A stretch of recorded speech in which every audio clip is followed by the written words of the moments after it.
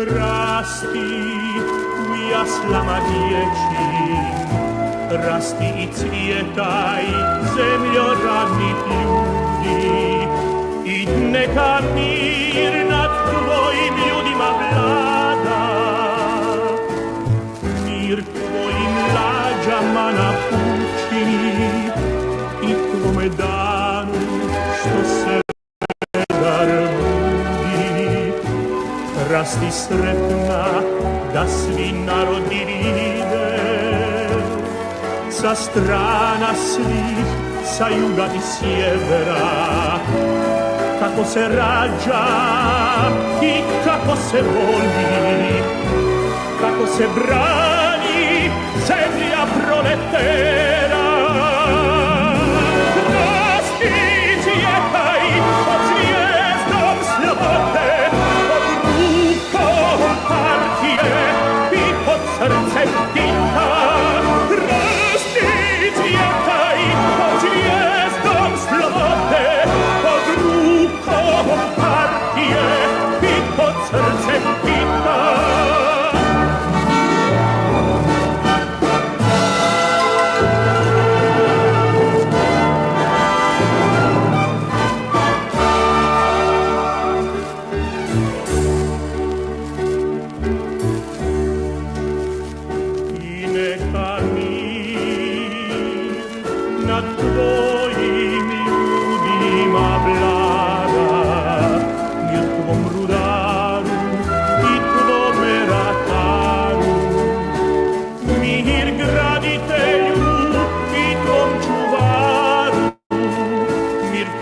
Sreći u vodi i u zraku, u pjesmi strojeva i u sjaju žita. Rasti cvjetaj pod zvijezdom slobode, pod rukom partije i pod srcem dita.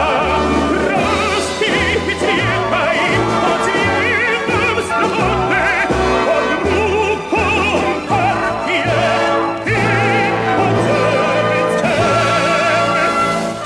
It's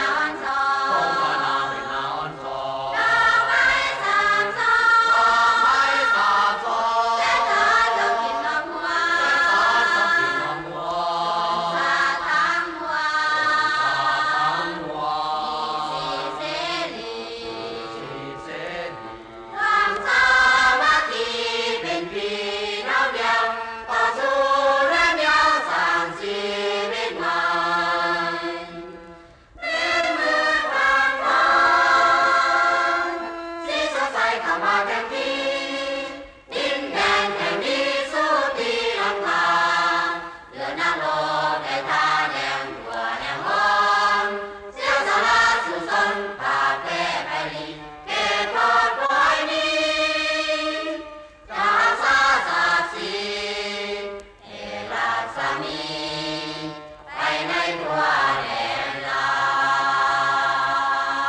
ว Eres tu alto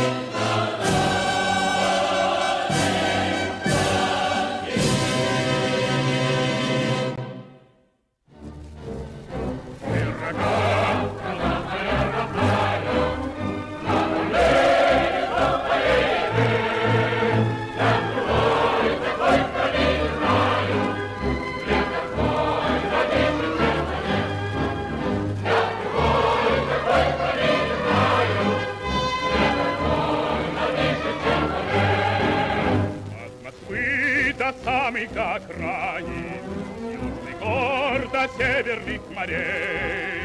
Человек проходит, как хозяин необъятной родины своей. Тут жизнь невольна и широка, точно Волга полная течет. Молодым везде у нас дорога, старикам везде у нас почет. Страна моя родная, слава ей, полполей.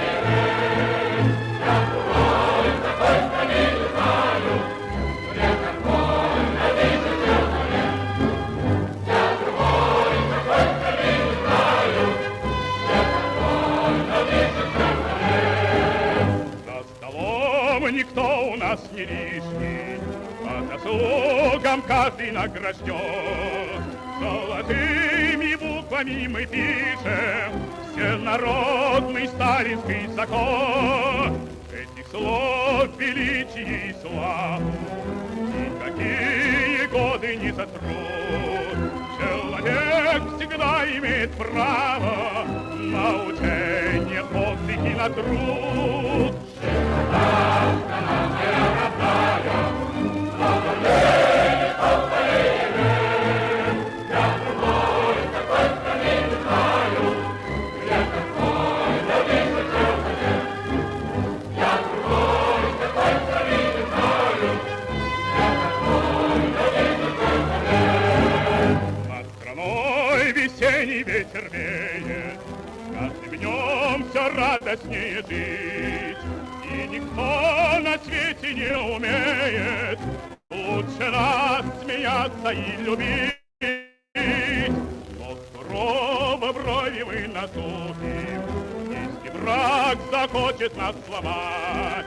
Как невесту родину мы любим, бережем, как ласковую мать. Страна моя родная, слава ей, полполей.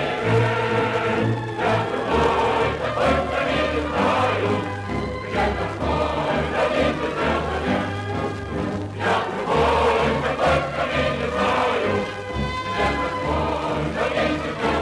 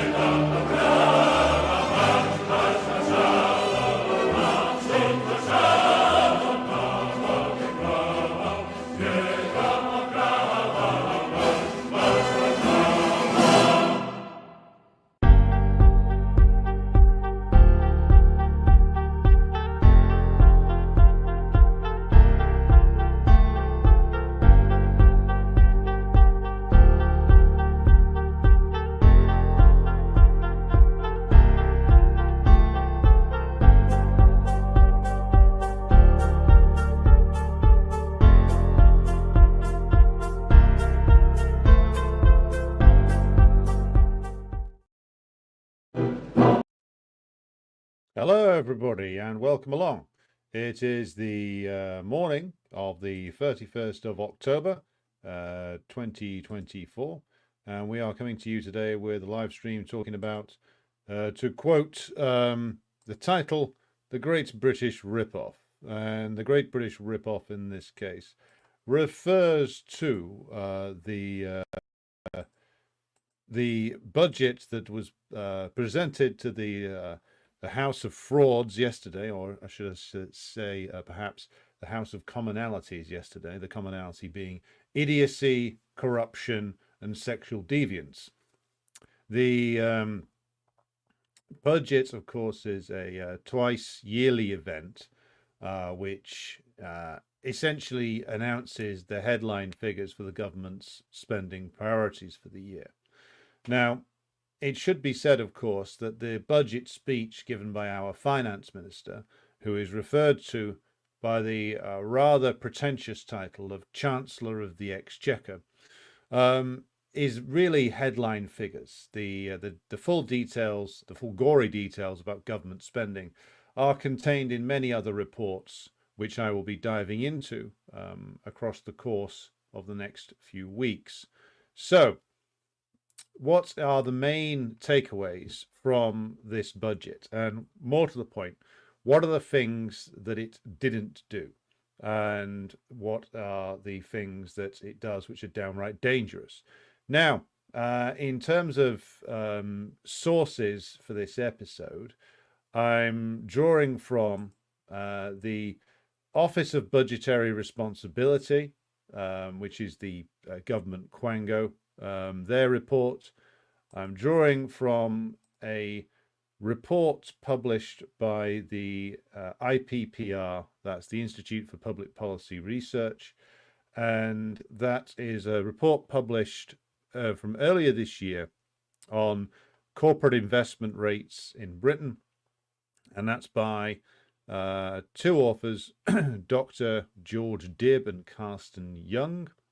I'm also drawing from a Office of National Statistics report on investment inside the British economy. And I'm drawing from two articles by a guy called Richard Murphy, who's this Keynesian academic. He's a accountant at the University of, a professor of accountancy at the University of Sheffield. And whereas his politics are not mine, shall we say. The man's a social democrat, basically, but he does chronicle a lot of interesting things on his blog. He just draws the entirely wrong conclusions because, of course, Keynesians have no understanding of imperialism, nor do they wish to have any. So I'll list the sources on the reference page of the Telegram group, and you can all view them there. But on with the business at hand. So, what are the main headline figures coming out of the budget? So, the things that they want you to talk about, and this is, of course, the thing that this is what the press is carrying with regard to the budget. Now, I should say that the BBC, the Guardian, and the Independent newspaper, much of the higher end establishment figures in media in Britain are being largely favourable towards what the Labour Party's budget has done. By the way, the Labour Party finance minister is a woman called Rachel Reeves. The reason why I haven't mentioned her name so far is that who the Chancellor is entirely irrelevant. These budgets are really written by the permanent bureaucracy, and the influence on them is, of course, the usual set of class interests, the class interests of the British ruling class. What happens with the writing of budgets, in fact, with the writing of most policy, is that the permanent bureaucracy and the think tank world are largely responsible for writing them. The permanent bureaucracy takes their inspiration from the think tank world. The think tank world is funded, well, largely by interests in the City of London and other major corporate interests. And they put together policy proposals which they then have sitting on the shelf. And governments come and go, and a government a minister, particularly a prime minister, will insist in the bargaining over the budget that some of his priorities from the election campaign are at least appear to be represented in the budget. But mainly this is something that was written by the state bureaucracy. And again, to go back to my favorite recent prime minister, Elizabeth Truss, the reason why there was such a gigantic freak out about her and Kwasi Kwarteng, her chancellor, a very short-lived chancellor, was because they committed what, in the view of the permanent bureaucracy, is a cardinal sin, and they ignored or appeared to ignore the advice in heavy inverted commas there of the permanent bureaucracy, and tried to do their own thing. And that is why, of course, that government was undermined and destroyed in what is essentially a constitutional coup, because Britain has no written constitution. So therefore, the people that really run it can do whatever the hell they like. So going back to the budget. Now, as I said, these are things which are mostly written by the permanent bureaucracy, with a little bit of an input in terms of at least appearing to address some of the things that the Labour Party promised in its election campaign. So let's start with the thing that they want you to focus on, which is NHS funding. So they're saying that it's a record £22.6 billion increase in day-to-day spending on the NHS in England. It should be emphasised that the health service in Britain is split up between the four really constituent parts of Britain, which are, of course, England, Scotland, Wales, and the occupied 6 counties of Ireland, which, of course, run slightly differently. So they're saying big increase in spending for the NHS, they say. And I'll come to the reason why I don't think this is going to be what they say it is in a moment. And they say 3.1 billion increase in terms of the NHS's capital budget, meaning investment in new infrastructure for the health service. Now, what does this 22.6 billion actually mean? Of course, we'll have to see. But one of the reasons why, I think the principal reason why the NHS leaks money, is because it's been turned into essentially a mechanism for delivering gigantic profits for private sector parasites. There's been a hell of a lot of outsourcing, privatization of services that they've got away with, because the principle that you don't have to pay mostly when you go to a hospital, or in terms of the basic treatment, if you still don't have to pay for that. You're still not presented with a bill like you would be if you were in the United States. You do have to pay if you're considered to be earning enough for your prescriptions. You have to pay for things like dental treatment mostly. So to say it's all paid for out of direct taxation isn't exactly true anymore. But yes, if you turn up to a hospital in Britain, then they're not going to ask for your credit card details, which is the reason why the government has kept getting away with privatizing more of the services that are provided there. And of course, the last Labour government, which is the government run by Tony Blair and Gordon Brown, privatized huge areas of NHS infrastructure. They built whole new hospitals that were essentially run and managed by, and really owned by, the private sector. This was done through something called the Private Finance Initiative, which is an initiative whereby the private sector builds something and owns it, and then the public sector leases it back at a ruinous rate in terms of the essentially the mortgage payments paid on it, often over a 30-year period. So you get this ridiculous situation where private companies were building not just hospitals, but schools as well, and other public infrastructure that would start to decay and fall down after a decade because they were so poorly built. And yet the lease on them, essentially the payback period, is over 30 years. So you're essentially paying for something which is literally falling to pieces. And the private finance initiative debts are part of what cripples health service financing. And it's not just the health service where this is the case. This is the case across the public sector. The infrastructure has been essentially privatized and it's a means by which the private companies involved get a guaranteed stream of income permanently coming from the state. See, this is what the British state fundamentally is now. It's a mean, and especially the public sector, it's a means for guaranteeing profits for completely parasitic monopoly capitalists. And we'll get to the parasitism and what that means slightly later on.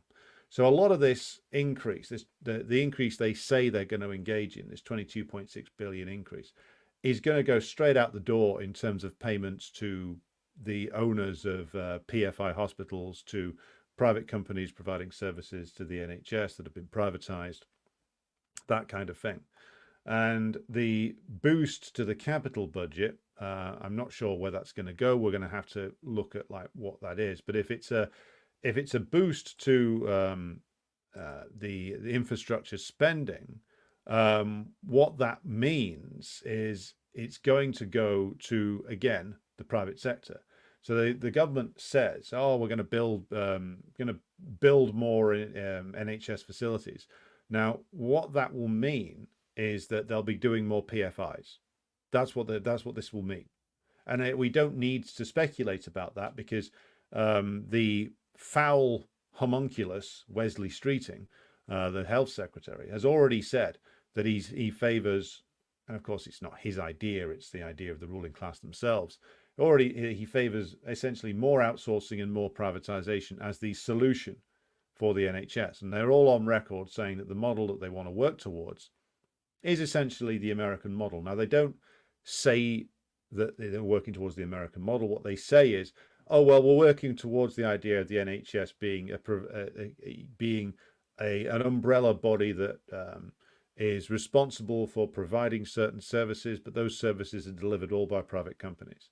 And keep saying they're working towards like a French system or a German system or a social insurance system. In reality, what they're working towards is the American system. They can't say that, of course, because it would be politically poisonous for them to do it. But that's the reality. That's where things are going. And it's why American corporations are circling around the health service like a bunch of vultures. So in reality, will ordinary people see a benefit to this increase in spending in the NHS? Well, it might improve certain services in certain areas. It may. There was a certain improvement when they pumped tons of money into it 20 years ago, but that produced some very short-term benefits. And the price was a lot of very medium to long-term problems, which is that more of the services and infrastructure got sold off, and the trade unions in Britain, of course, went along with this. If you go back in the archives, you can see or listen to the interview I did with Dr. Bob Gill, who's a long-time general practitioner within the health service, who has chronicled not only the sell-off of the health service, but the union leaders, the health service union leaders' complicity with that, going back 20 years. So that's something that is worth revisiting. But the point here is that, again, the big headline figures that they want you to look at do not tell the whole story. Chances are an awful lot of these billions that they say they're putting into the NHS are going to go straight through the NHS and out the other side into some monopoly capitalist's bank account. Now, then we get to, of course, tax rises. Government's talking about there being 40 billion a year in tax increases. So that means national insurance contributions to go up by both employers and employees. So that's a tax rise on ordinary workers if that goes through. There's going to be, like, again, usual things like tax on tobacco going up, which, whatever. That's something that they always do. I mean, the government takes a completely hypocritical attitude on tobacco, obviously. They always denounce it, but they always draw huge amounts of tax revenue from the sale of tobacco. So a large part of the government's budget, or a significant part of it every year, comes from taxation on smokers. So if everybody stopped smoking, the government's budget would have more of a hole in it than it does already. Now, interestingly enough, talking of budget holes, Reeves and Starmer were telling us over and over again that there was a huge hole in the public finances. Of course, when the Financial Times asked, well, how did that hole get there? They said they couldn't possibly say. So what put that to 20 billion odd hole in the public finances exactly? Nobody will say. I have my speculations on that, but I'm going to need to do more research before I'm confident of pronouncing what it is. Now, they have done this rather patronizing thing where they say, "Oh, we're going to there's going to be a penny off draft ale," basically. And you can tell that this was something that the senior civil servants and the ministers were thinking. You know, this budget's not looking very good in terms of popularity. How can we make it sound better to the great unwashed? I know. We'll give them a penny off their pints in Wetherspoons. That'll please them. And that's the big popularity measure. But they're putting taxes up on like non-draft alcoholic drinks. So like wines and spirits, basically. So they say they're keeping the pension arrangements as they are. Pension will rise by 4.1%. But given that inflation was running at double that for a while, then the amount that's been lost by pensioners and indeed everybody else over the last 5 years is far more than any another 4.1% rise is going to wipe out. And also the government has said basically that they're going to do essentially nothing about energy prices, nothing at all. They're babbling about green energy, which again, we'll come to the reason why that won't lead to anything later on. But so like they're coming up with these big numbers, such as like, oh, we're going to increase the minimum wage. It's a 6% increase in the minimum wage. But as the old saying goes, 6% of fuck all is still fuck all. So like they didn't even, and again, I'll turn to the Richard Murphy summary here, which is on his blog. He rather pretentiously titles "Funding the Future." Again, the man's a Keynesian, what do you expect? But he does correctly note that the increase in the minimum wage doesn't even meet the demand set out by like the Low Pay Commission. So like even like a tame think tank was suggesting a higher increase in the minimum wage than ultimately that they've done. So the minimum wage, they say, is going to increase to £12.21 an hour, which again is pathetically low. Now the Labour Party says, oh, it's a 6.7% increase, and they called it a significant step to creating a genuine living wage for working people. Jesus. Though the Living Wage Foundation, which is this think tank, said it should be £12.60 an hour. So like even this tame think tank says that like it's still short, and like £12.21 an hour. Like if you're attempting to live and work in a city like Manchester, never mind London. I mean, I know that certain jobs have London waiting attached to it, and London wages generally are higher.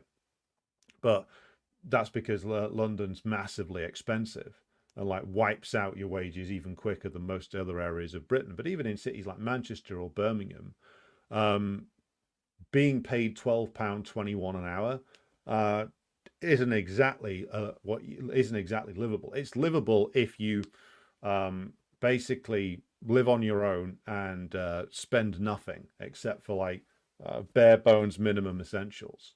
I mean, it's a strange definition of living.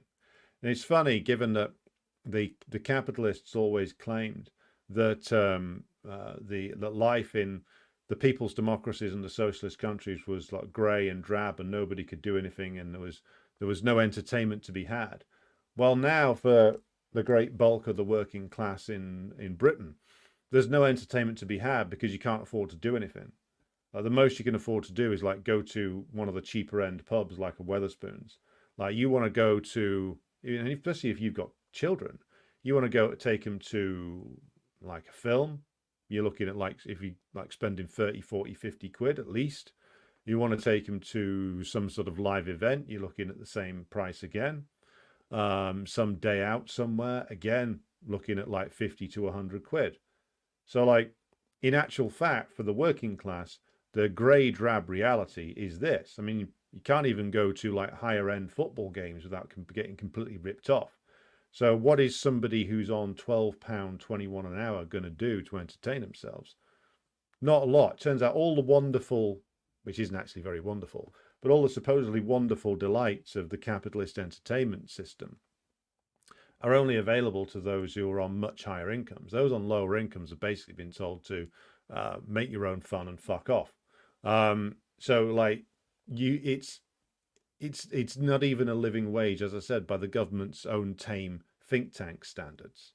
So, and the BBC and the other official propagandists are calling this like the great thing, which is going to secure a genuine living wage, so to speak. It's all utter bollocks. I mean, anybody who knows anything about like the actual realities of capitalism knows that the minimum wage is basically a farce, and it's a farce because the capitalist class will pay a worker basically the minimum amount that keeps them standing up on the job, essentially, to be able to go in, do their hours, and go home and come stand a reasonable chance of coming back the next day. Now, the funny thing, well, not funny, but the bitter thing about British capitalism these days is that it has been it's become so decayed that even that minimum standard by which capitalism operates is actually ceasing to be. And we know this thanks to the fact that the British government, again, is having to actually subsidize the wages of thousands of workers up and down the country. And this is done by things like tax credits, done by things like using universal credit to top up the wages of especially part-time and precarious workers.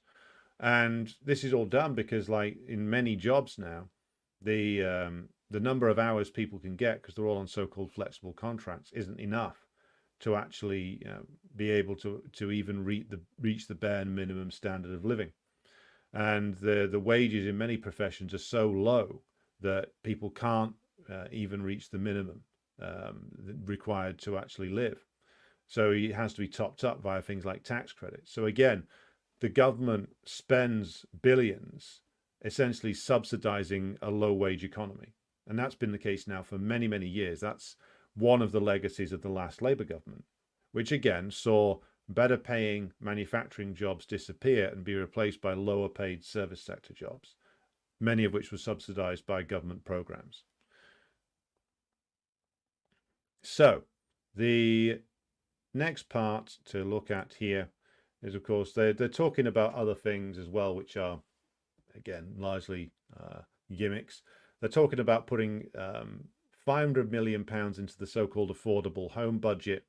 Now, given that the big plan for not just this government, but the last several, when it comes to so-called affordable housing, is to essentially throw money at private sector developments, then we can't take this particularly seriously any more than we would have done if this was announced by Rishi Sunak.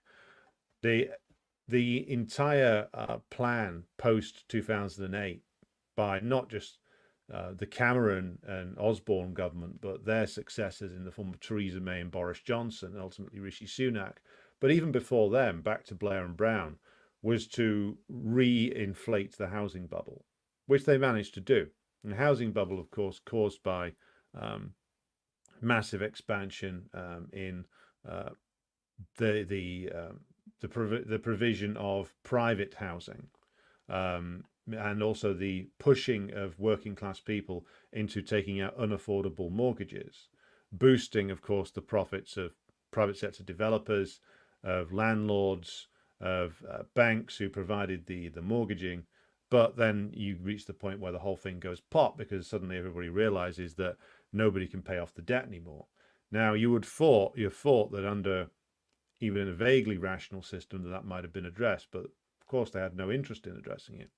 The British ruling class has no interest in really changing anything, not really.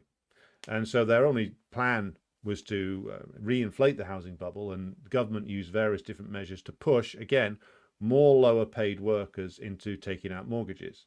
Now, if you were interested in actually providing secure housing for people, you would fund public housing developments, either through the council or maybe built via central government. But that would damage the profits of, again, the banks, the private building companies, and ultimately the big corporate landlords who rent housing out. People like, of course, some of the same banks. People like, of course, if we were in the United States, it would be corporate landlords like BlackRock and our equivalent over here. So the housing question, I mean, they're going to chuck 500 million more into this affordable homes budget. Basically, what they're going to do is they're going to give this to a private company or several private companies and say, oh, go and build affordable housing. But then again, you need to dive into, well, what is the government's definition of affordable? Basically, it means that housing that can be bought on a ruinous mortgage, partially underwritten by the government. So this is the thing you see in every aspect of this budget, but not just this budget, all the budgets that the previous Tory administration passed. So when they're talking about investment, what they're talking about is giving money to corporations and to banks in the hope that they then invest it somewhere further down the line in a lot of these so-called investment schemes run by the government, because the decayed state of British capitalism is such that the capitalist class won't invest in Britain. And again, I'm going to come to that later on, but keep that in mind. So again, like they're talking about a 5p cut in fuel duty, which is the taxation put on petrol for cars, given that the oil companies have been relentlessly fleecing people who drive cars in Britain for decades. That won't make all that much of a difference. They're talking about putting tax on they call a sugar tax on high calorie like drinks and shit like that. Again, completely meaningless gesture politics. I mean, they're talking about giving more money to individual parts of Britain. So allegedly 3.4 billion more for England, 1.7 billion more for Scotland, 1.5 billion more for Wales, and 1.2 billion for the occupied 6 counties of Ireland. Now, I've been, even back when I was a more clueless Trotskyite, I've always thought that devolution in this country was a complete fucking waste of time, because it is. Like, we are not a country the size of the United States of America, clearly, despite what some of our politicians think. Scottish and Welsh devolution, again, I'm going to leave aside the question of the occupied 6 counties, because it's not really part of Britain, it's an occupied part of another country. But in terms of Scotland and Wales, what has devolution actually done in reality? It is to essentially give up responsibility over certain areas and devolve it into a state of managed decline, run by either the Labour Party or the petty nationalists in Scotland. Now it's back to the Labour Party again, which is going to be pretty soon, because the SNP has completely discredited itself. Now, what the devolution budgets are there to do, essentially, is to do the same things that the national budget's there to do, which is to facilitate cost cutting and privatization, but just do it via Cardiff and via Edinburgh, like trying to pretend that devolving power to Scotland and Wales and regions of England means anything positive is like a pipe dream of idiotic social democrats. And I've done stuff on devolution and supposed independence for Scotland and Wales before, but it's a giant scam, basically. It's paying for a political class in Cardiff and Edinburgh and regions of England to essentially take difficult decisions, take cost-cutting decisions, so that the government can claim that it's not their fault. That's a big part of the motivation for doing it. And it doesn't mean some sort of regeneration for these places. It just means that it is what the Thatcher government considered for the northwest and particularly of England, particularly Liverpool in the 80s, which is putting it into a state of managed decline. That's what devolution's really meant to do. And the decline of most of these areas has continued apace even after devolution. What you've got, though, with devolution is you've got like tiny islands of wealth in these capital cities and a few other areas, surrounded by an increasing sea of poverty. And that's the reality in England, Scotland, and Wales. Just that the government keeps creating more layers of bureaucracy to pretend that it's doing something about it, and in reality, it isn't. Now, here's the biggest thing that the government didn't address in this budget, and that is, of course, what they cannot address, which is the very, very low rate of actual corporate investment in Britain. And here I will draw from the opening of a report done by the IPPR on this. Now, the IPPR, if you're not familiar with it, Institute of Public Policy Research for Public Policy Research, it's a fairly bland sort of Tony Blair aligned right-wing social democratic think tank, which makes the research all the more remarkable that they actually came out with a report this damning, and this was done earlier this year. Now, according to their figures, and they're basing their analysis on figures taken from the OECD, Britain has the lowest rate of corporate investment in the entire G7.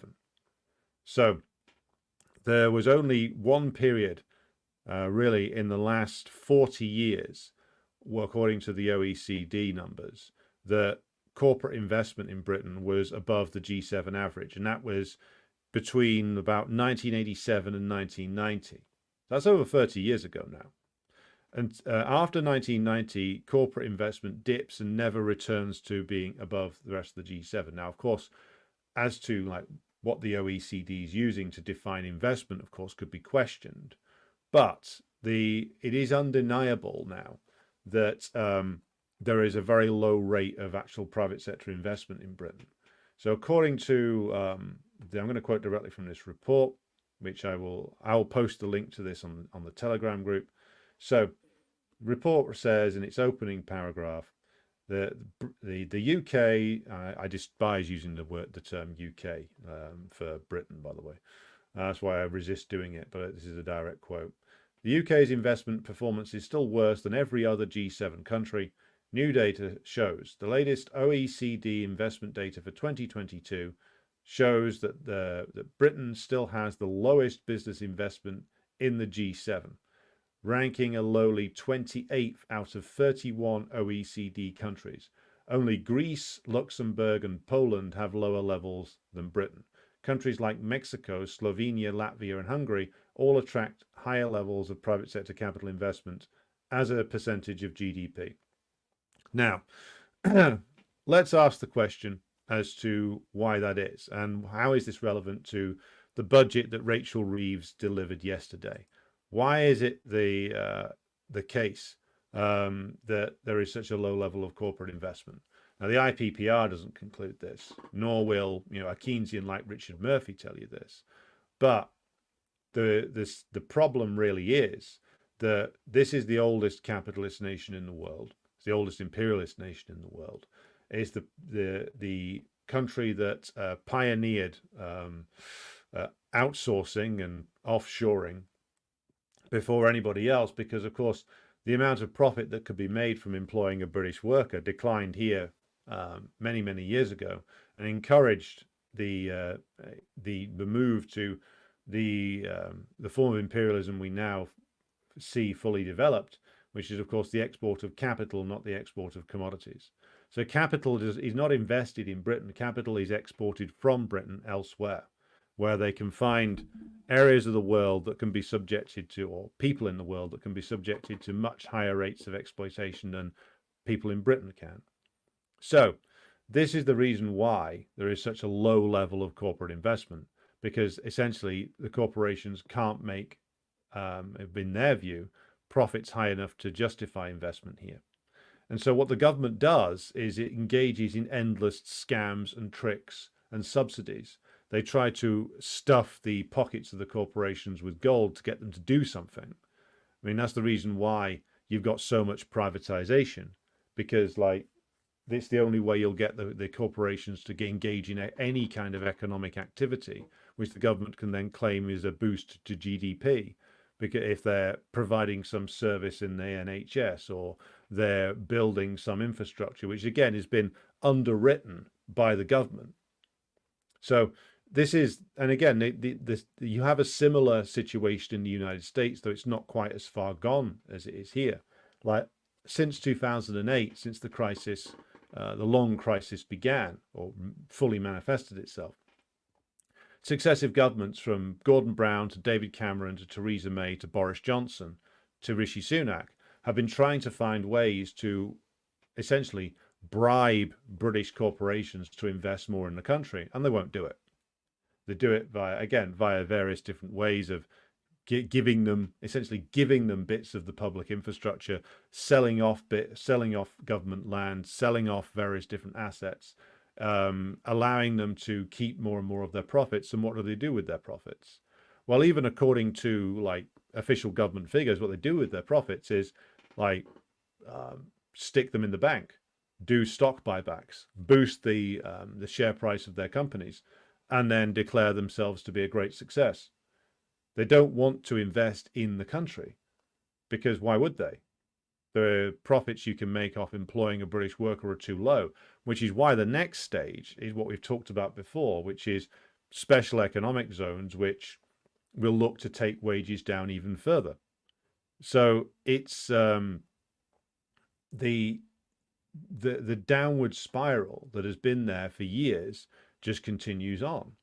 And that's the unspoken truth that Rachel Reeves won't say, and that also Rishi Sunak wouldn't say either. If you look at his response yesterday, he was always blathering on about how Labour's going to tax you to death, though in reality, quite a lot of those tax increases he would have done anyway. But also, the Tories are also a party of high taxation on the working class. I mean, one of the first things that David Cameron and George Osborne did when they got in 2010, and lest we forget Nicholas Clegg of the Liberal Democrats in coalition with them, was to put up value-added tax. Essentially, if you're American, that's our version of a sales tax, and that went up to 20%. It was 17.5% for many, many years, but that was the first thing, or one of the first things they did, was to essentially put taxation up on like key shopping basket items that people need. So the Tories are as much a party of high tax on workers as the Labour Party is. They both are. The Tories just pretend that they're not. The Tories and Labour are parties of low taxation on the very richest individuals and corporations in the country. That's always been the case. But the Tories like to pretend that they're in favour of low taxation. So going back to the Office of National Statistics report on corporate investment. So their latest report, which is from June this year, the investment in the British economy, corporate investment, was 17.8% of GDP in the second quarter, April to June of this year. So that again is the lowest of the G7 countries. So lower than like countries that like the British press likes to joke about, like Italy or France or Canada. Like they're all having higher rates of investment than this country, because again, the British ruling class knows that they can't make enough profit investing in this country. So their overwhelming focus of their activity is on exporting capital, not investing internally. All significant infrastructure projects undertaken over the last 30 years, even those that, of course, have been supposedly delivered by private sector companies, all been underwritten by the taxpayer, all ultimately be underwritten by the state. And that is going to remain the case, because these companies are now the biggest British monopolies, mostly based in the City of London, are just these parasitic entities which just sit there and absorb subsidies. And they might do something in Britain, but only if it's completely underwritten and they have to take absolutely no risks in doing so. So all this shit you get from like pro-capitalist ideologists about the great efficiencies of the private sector, it's efficient at making profits if it can find workers who can be hyper exploited. It's not efficient now in terms in the British case. In the British case, this is fucking zombie shit. You know, this is like a shambolic dead thing shuffling around looking for brains to eat, with, you know, Keir Starmer offering it brains every now and again if it will moan and still act like it's alive. So the British economy, you know, is really a farce. Like the ridiculously low rate of investment reveals that. And so when you get Keir Starmer blathering on about, oh, going to get British innovation going again, well, only if the state completely pays for it. The private sector's not going to do it. This amazing private sector that the Tories and the Labour Party keep blathering on about, like, they're not going to invest. Why would they? Not enough money in it.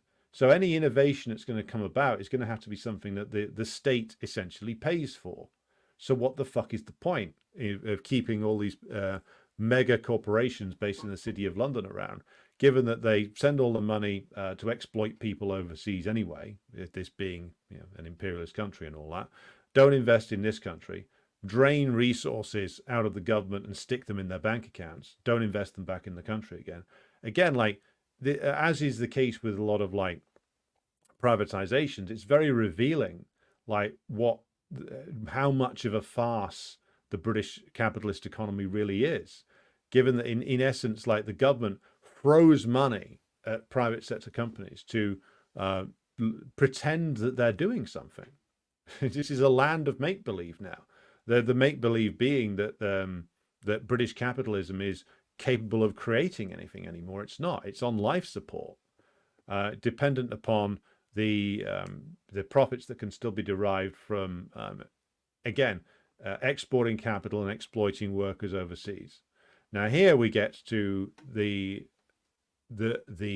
thing that, of course, concerns us in terms of this being a program which focuses a lot on British imperialism, is that Reeves announced essentially that there will be $3 billion a year for the funding of the Ukraine war for, quote, as long as it takes.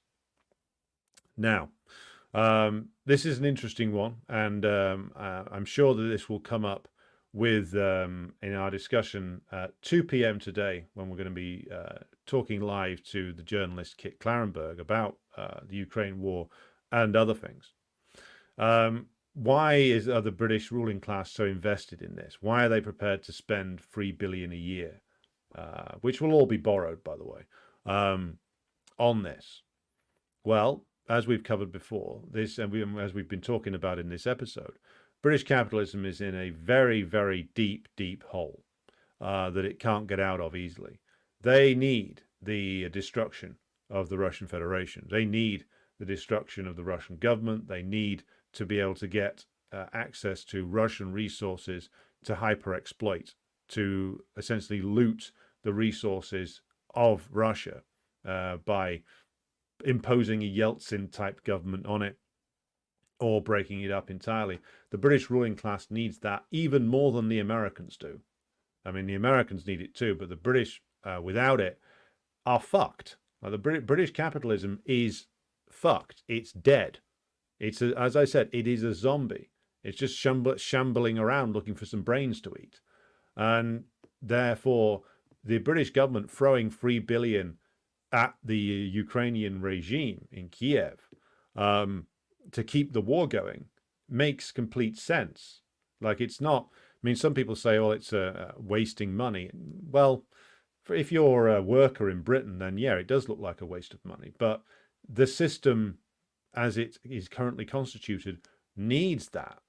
It needs the war aims to be achieved. They need to hope that the Russian government falls and that Russia itself can be despoiled. Because without that, British capitalism is fucked. It's reached the end of its productive life a long time ago. What's there now is just, again, it's a corpse kept with some basic functionality by continued investments by the government, which is essentially borrowing more and more money and taxing the population more to keep this thing going. So throwing $3 billion at keeping Zelensky's show on the road for another few years, I mean, that's a small investment compared to what they think they could gain if they actually get what they want. But I mean, in agitational terms, it makes sense to tell people that they're spending $3 billion a year on Ukraine, whilst essentially everybody's wages here get squeezed and everybody can't afford housing. But as an agitational point, that makes sense. But in terms of how we understand the situation, it's very important for us to understand and to start making clear to people that this is an interlinked and holistic system here. The $3 billion they're spending to keep the Ukraine war going, or so they hope, is all linked to the government's ability to spend in Britain anyway, given that the success of British imperialism overseas directly impacts upon the British government's ability to spend and to throw money around in this country. And so it's the social democratic argument that why are you spending money overseas when you could be spending money here? As I've said before in the video I did called The Affordability of Imperialism, they can't afford not to. They can't afford not to, given the current system and its crisis, spend this money in the hope of achieving their war aims in Ukraine. They can't afford not to do the same thing when it comes to China. So this is where I disagree with those advocates of multipolarism who claim that Britain and the United States, under the current conditions, could find their place in a multipolar world. No, they couldn't. They can't, and they won't. And the reason why they won't is because their entire business model is based on despoiling regions of the world, hyper-exploiting sources of labor, getting access to cheap resources, and being able to exploit those. They're not going to accept the Chinese model of doing fair and mutually beneficial deals. That's not how American and British capitalists behave. It's not how the system works. So it will not work because, of course, it would require them to stop being imperialists, and they couldn't do that even if they wanted to.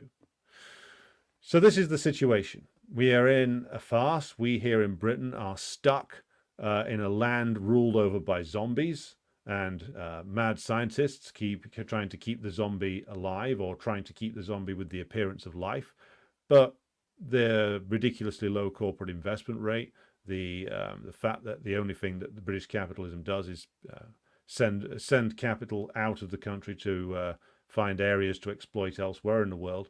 The fact that the government has to underwrite absolutely everything that the capitalist class does in terms of paying them to invest in the country, just reveals that, again, Rachel Reeves, just like Rishi Sunak or Jeremy Hunt before her, just like all the other chancellors going back decades now, have no real interest in changing this, because the ruling class has no real interest in changing. Why would they? They're just hoping to cash in as much as they possibly can before the fall comes. And it is our job to make that fall happen sooner rather than later. Because, again, this is what it reveals again, is that this is a system that just has no future whatsoever.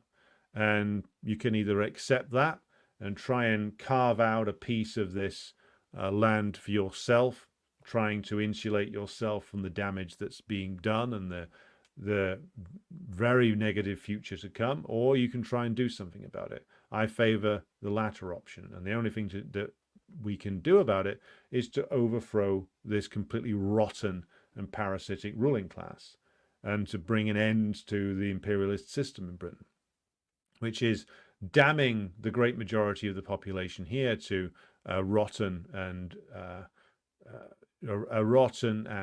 hopeless future, and condemning future generations to a hopeless future.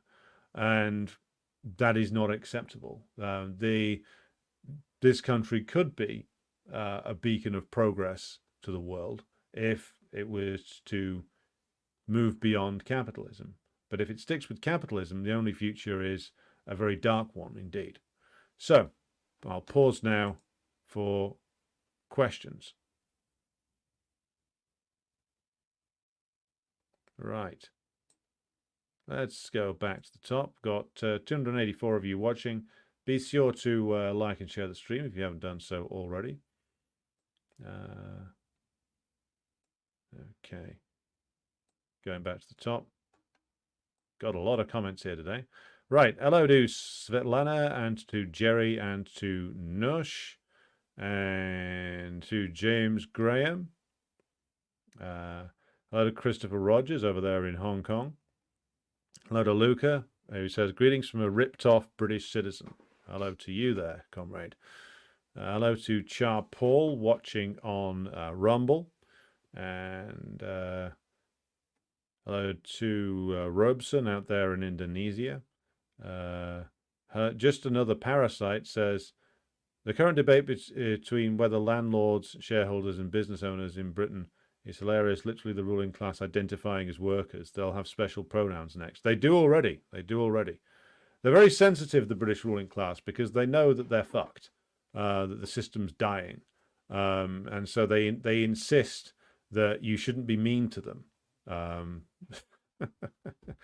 Yes. You have to be nice to them because they're the wealth creators. In reality, it's the opposite. They're consumers of wealth. Svetlana says, that's for Ripoff. The cruelty of the British ruling class is well documented. They make ordinary British people eat something called Marmite. I'd pay good money never to have to try it again. I'm proud to say I've never actually had a single slither of Marmite in my entire life. It sounds disgusting, on a par with Bovril. Something also I cannot abide. Hello to Grassy Knoll, who joins us from Seattle. Hello to Edward, who joins us and says something I'm going to guess refers to Latvian revolutionary traditions, judging from the words used. But good to have you with us. Hello to More Time Needed. Hello to James Goblin. Hello to Phil S. Norwich Guitar. Good to have you with us. Hello to Almir, who joins us from Slovenia, the once and future Yugoslavia.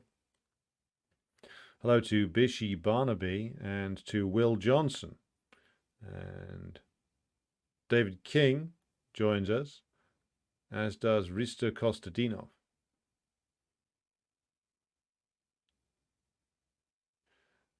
And we got Jonathan Collins joining us from West Lancashire.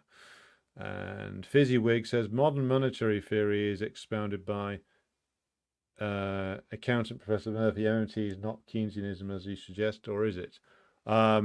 Murphy is essentially a Keynesian. That's my interpretation of him. And again, the man has, again, his blog is quite useful for noting like certain bits of research that he does, but the man's understanding is purely social democratic.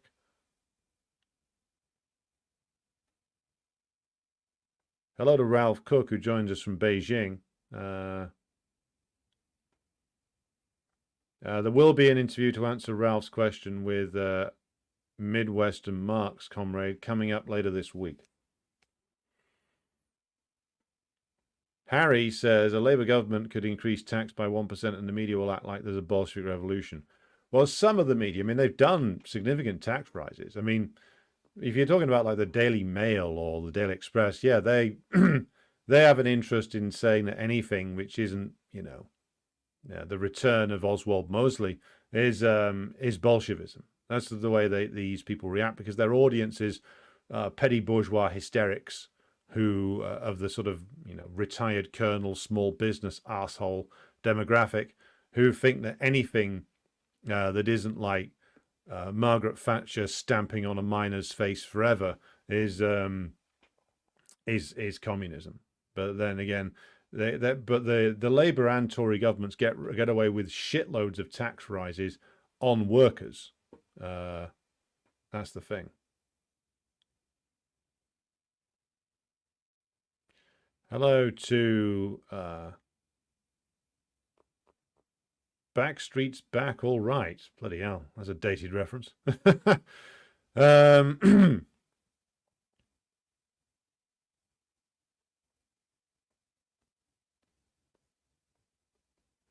Bishy says, few weeks ago, I rightly earned a mild rebuke on here for misnaming norovirus media. I reflected, and in this spirit, I suggest that we might call the MP for Hayes and Harlington John Cuck Donnell. Well, it's better than his actual name.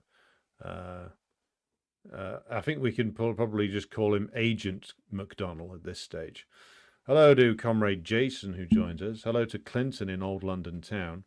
Evan Sten is with us. Harry says, don't forget Cameron and the Health and Social Care Act in 2012 remove the responsibility of the state to provide health care to the citizens. Yes, and as far as I'm aware, the homunculus known as Wesley Streeting has no plans to return that responsibility.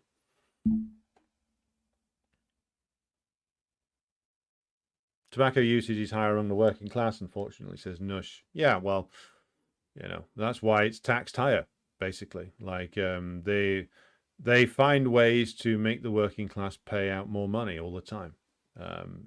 Essentially, the tax burden has always fallen the hardest on the working class, and that goes back to the social democratic period as well. Triumph, best bikes ever, says Arnold. Never ridden one, I'll have to take your word for it. My old man in his younger days was a keen motorcyclist, though.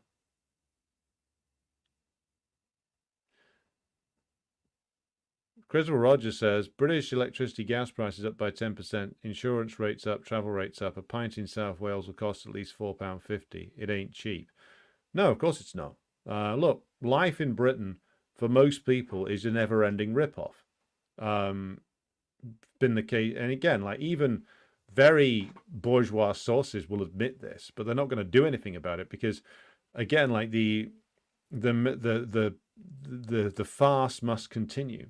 You know, the stuffing of the pockets of the bourgeois must continue. And until workers, again, combine together and organize together, and again, don't let their struggles be derailed by traitorous union leaders or diverted into voting for the fucking Labour Party, then the farce is going to keep on going. But everything is a rip-off, like in this country. You can't afford to do anything if you're not like on a very, very high-end salary, or you're not a bourgeois, then basically your activity is going to be restricted to staying at home and reading a book, which is no bad thing.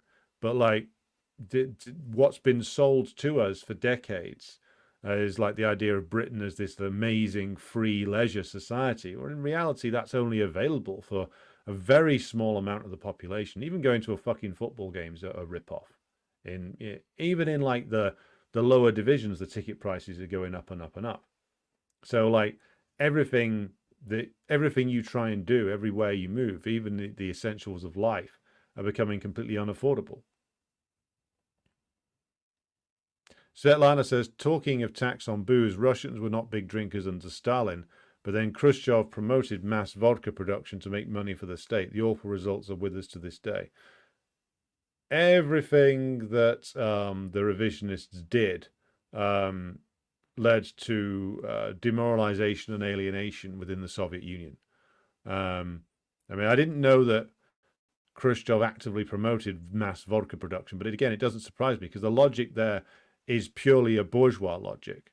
Like just seeing the working class as a consumer base to make money for the state, that is exactly the kind of sort of pro-capitalist logic that would later manifest with the likes of Gorbachev. But Khrushchev was leading the way on that. And you end up like promoting fucking alcoholism. This is how disgusting revisionists are.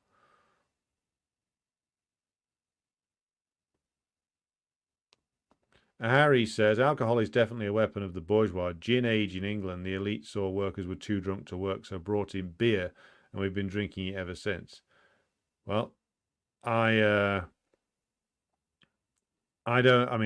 drink like beer only a couple of times a month now, and only when I'm usually drinking with others.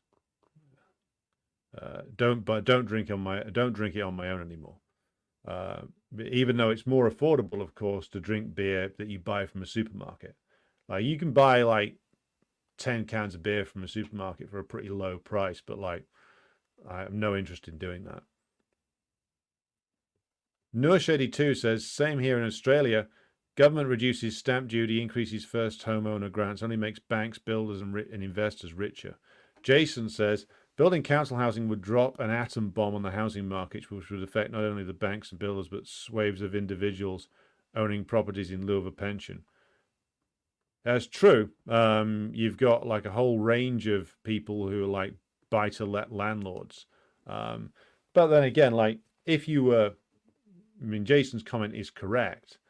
But if you actually had a government that was interested in the welfare of the working class, i.e., improving the lives of the working class, like you could basically stop the impact on lower income individuals, like the middle class who have like sunk all their savings into a property instead of a pension.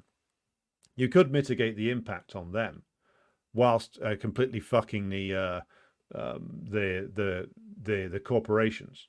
Like if you were actually interested in doing something for the welfare of the working class, that is something you could do, and you could tackle the problems associated with it. But it would take essentially a communist level of organization and agitation amongst the population, mobilization of the population, raising the class consciousness of the population to get to the point where you could do that. At that point, well, you might as well just go ahead and make the revolution anyway. So everywhere that we're faced now, everywhere we're going now, we're faced with these insoluble problems which no government wants to solve.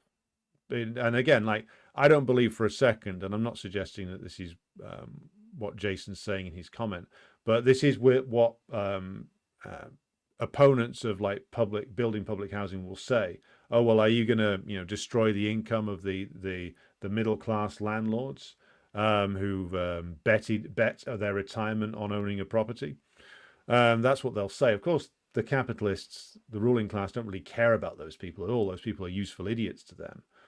But you can easily say, well, if anybody's genuinely going to be poverty stricken by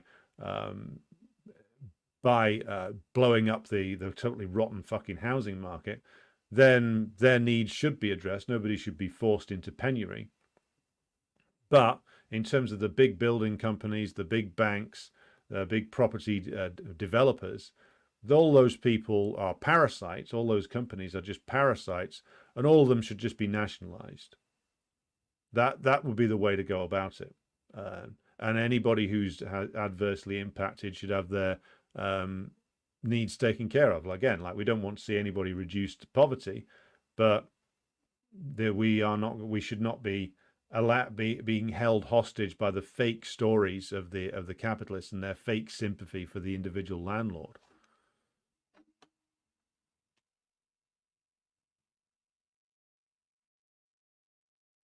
Jerry says, my granddaughter and her partner pay $1,250 per month to rent a small flat.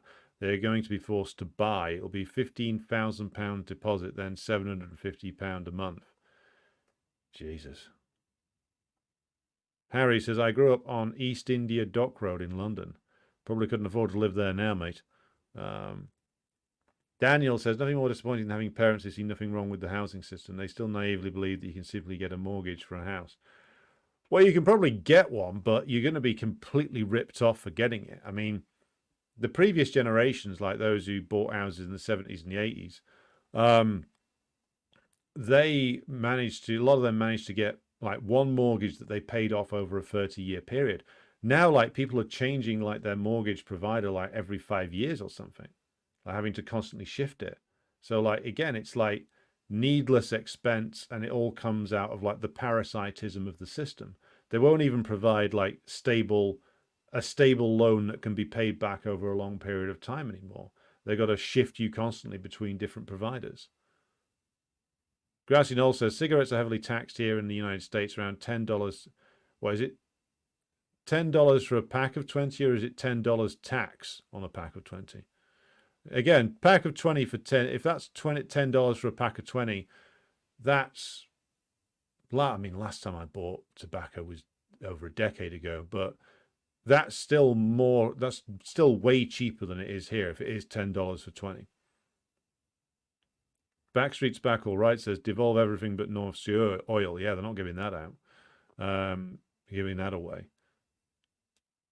James Graham says, down market here, it's £600 a month for a shoebox.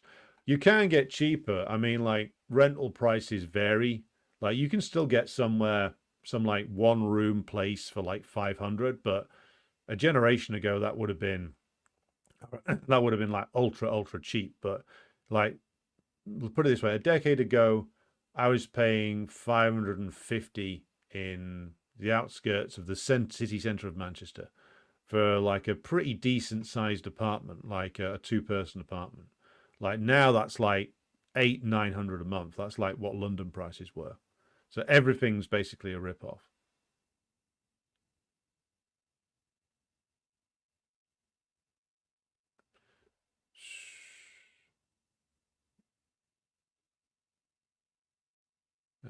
Scrolling through the comments here. A lot of people discussing the house price question. Yeah, we should probably do a whole hour on that, to be honest.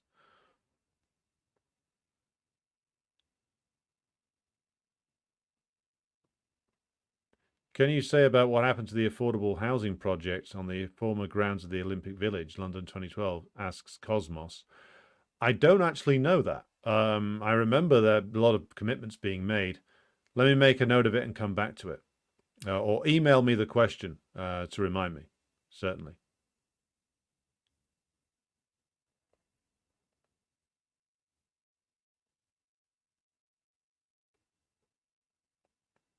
Backstreet says the idea is to unsustainably cut income tax to replace consumption taxes on a broader base, aka poor people taxes. Yep, always shift the tax burden to the lowest income groups. That's the rule of the last, well, it's the permanent rule in Britain.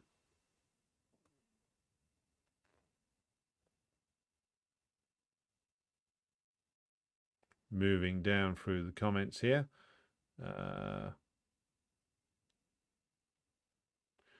TM says, if only Adam Smith's invisible hand would steer the British to invest in their own country. The invisible hand led them out of it, you know. Svetlana says, how do private railways in Britain compare with former British Rail? I recall waiting on Clapham Junction many times, hearing train delayed from Waterloo. It's 10 minutes away. Odessa to Moscow train was never late. Well, the old British Rail had a bad reputation in many areas. The private companies managed to make it worse. And again, it comes back to a fundamental problem, many fundamental problems, even with the old British Rail, which is that because it's run on a capitalist basis, even when it's nationalized, they didn't do what would have been necessary. So, for instance, the reason why they nationalized the railways in the 40s wasn't because of some great project of socialist transformation. It's because the private owners were all going bankrupt. Just as now, the only reason they're pushing this like kind of nationalization bill through Parliament to take at least some of the railways back into public ownership is because the private sector companies basically keep fucking up the management of it so much, and also keep going essentially bankrupt or not being able to make enough money off the contract. So like the railways get a lot of passengers, but it turns out you can't make a lot of profits on them unless, of course, you have the government heavily subsidizing the privatization process, which is what's been done. So the problem with British Railways, and again, this is something we could probably do about 6 hours on, is that when they were nationalized, there were various plans to fully upgrade and modernize them. So, for instance, we still don't have full electrification of the railway system in Britain. And it's been nearly 80 years since that technology has been available. Still not been done. Wasn't done all the way through the nationalization period. Was done in fits and starts. Wasn't done all the way through the private period. Now they're bringing back in limited nationalization again. Are they going to upgrade it? Probably not. Like, there was never a serious plan for how railways were going to fit into a national transport infrastructure in Britain. There were various plans that didn't go anywhere. There were cost-cutting plans which made the service worse. And then the government kept shifting its priorities between railways and then favouring the domestic car, then favouring or say they were going to favour public transport again.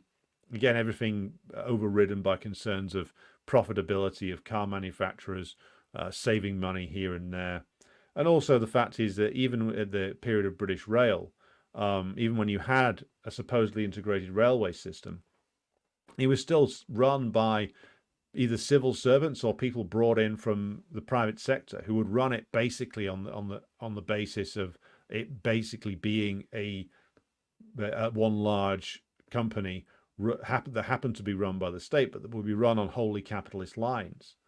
So if you were going to address the transport system as a whole in this country, then you would need to essentially not only take over the railways, take over the buses, which some of which are being taken over anyway, because again, the private companies basically took the money and ran and didn't invest anything. You'd also need to build an integrated plan with regards to things like roads, how people actually look into and investigate how people actually travel. Do you want to cut down on the usage of the domestic car? If you want to do that, then you have to provide people with a decent alternative. And at the moment, like for too many people, there's not a decent alternative to the domestic car. Because I mean, in certain areas of the country, and again, given that we're such a small country, it's remarkable how patchy the transport system is. In certain areas, and so in like Manchester, you can get into the city centre pretty easily.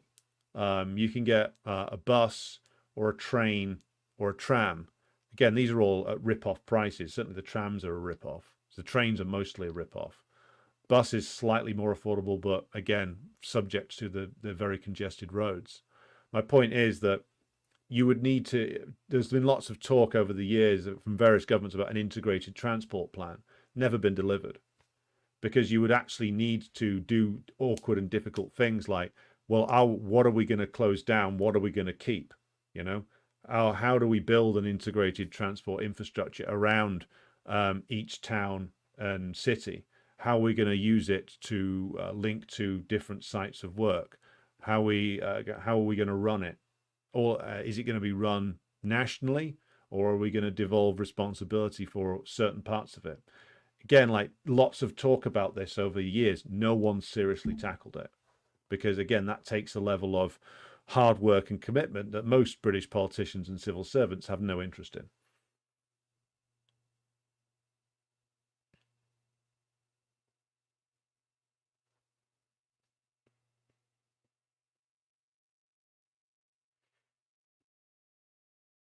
Well, to answer Svetlana's question about cancelled trains, one of the reasons why you get a lot of cancelled trains in Britain, I mean, again, no, I need to stress that the problem isn't quite as bad as the parodies suggest. But one of the reasons why you get a lot of cancelled trains now is complete chronic shortage of train drivers. Like, especially in the Northwest, like when the train drivers union ASLEF did a work to rule and refused to work like overtime, did an overtime ban. It was revealed basically that all of the train operators were reliant on train drivers doing overtime. And when they stopped doing that, suddenly there was just nowhere near enough drivers to cover the routes. So again, it comes back to a problem of investment. Like now they don't have enough trained staff. They don't have enough people to run the necessary trains. So again, this is a problem that goes back many, many years because there's no long-term planning. And again, this was a bit of a problem in the old days under British Rail, but it got so much worse under privatization.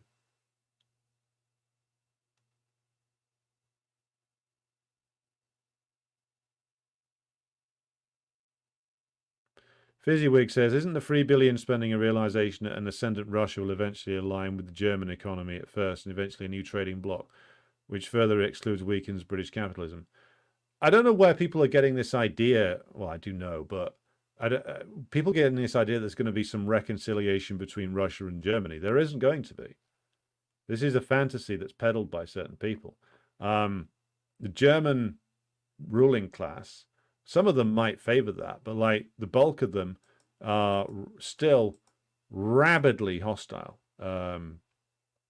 to Russia, because Germany's an imperialist country, which requires the breakup and destruction of Russia as much as the British and the Americans do. There's going to be no rapprochement there. Not now, not for decades, probably.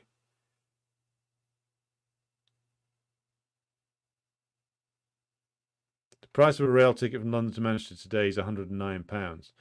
Yeah, I mean, you can get it for less than half that if you're lucky, but you've got to work really hard at using the railway booking system, and you got to go like on multiple diversions. Like, I managed to get a ticket to London for the weekend after this one for 43 quid return over the weekend.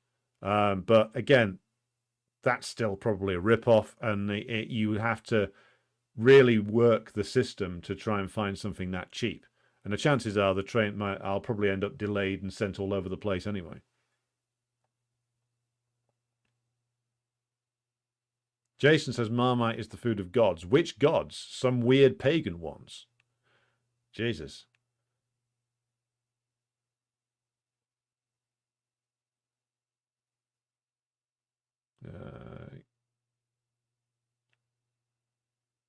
Beer was crafted to make ditch water drinkable. Well, ditch water now being served at your local Wetherspoons on draft.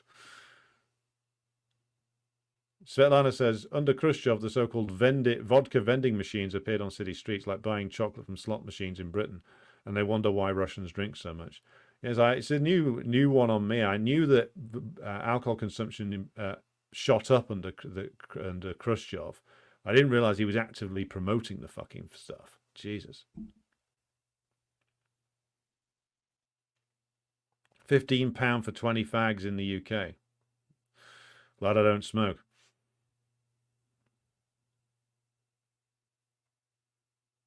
"70% of the cost of housing is the land," says Phil.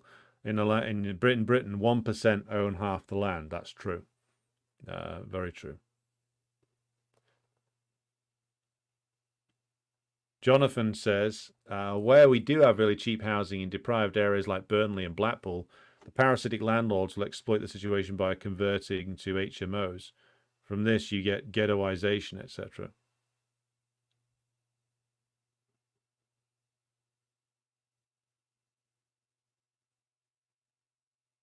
Electrification started in the 1890s. Yes. And we're still not there. The land that invented the train. Built area in England is around 8% of the land, says Phil. Yeah, that sounds about right. I need to do more research into who actually owns Britain. It's an ongoing project. Daniel says, I do know Trans-Pennine Express pretty much relied on part-time drivers. Cancellations got so bad they had to be nationalised. Yeah. No investment in actual training. No, the companies don't want to invest in training and development of new staff. Right, okay.